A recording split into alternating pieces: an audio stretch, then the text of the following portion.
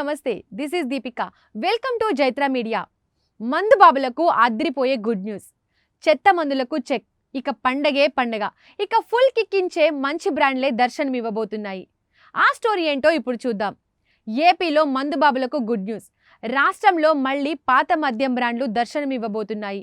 October 2 నుండి కొత్త liquor policy అమలు చేసేందుకు చంద్రబాబు ప్రభుత్వం రెడీ అవుతోంది. అలాగే మద్యం ధరలు కూడా తగ్గనుంది. దీంతో మందుబాబులు సంబరాలు చేసుకుంటున్నారు. గతంలో ఆంధ్రప్రదేశ్లో ఎంసీ, ఐబీ, సిగ్నేచర్, స్కార్చ్ ఇలా బ్రాండ్ పేరు చెప్పి మందులు కొనుక్కునేవారు. కానీ గత ప్రభుత్వంలో రోజుకో పేరు, పూటకో సరుకు అన్న పరిస్థితులు కనిపించాయి. దీంతో అసలు పాత మద్యం బ్రాండ్ల పేరు కూడా వినిపించకుండా పోయింది. ఈ విషయంలోకి వస్తే ప్రభుత్వం ఏపీలో దొరికే బ్రాండ్లు దేశంలో ఎక్కడా దొరకవేమో. ఎందుకంటే 90% అన్ని బూమ్ బ్రాండ్లే కనిపిస్తాయి. అయితే ఏపీలో కూటమి ప్రభుత్వం అధికారంలోకి వచ్చాక కొత్త మద్యం పాలసీని తీసుకురాబోతుంది. మళ్ళీ పాత బ్రాండ్లను, అది కూడా ధరలు తగ్గించి అమ్మాలని చూస్తోంది. దీంతో గత 5 ఏళ్ల నుండి గొంతెండిపోయిన మందుబాబులు ఇప్పటి నుంచే గుటకలేస్తున్నారు.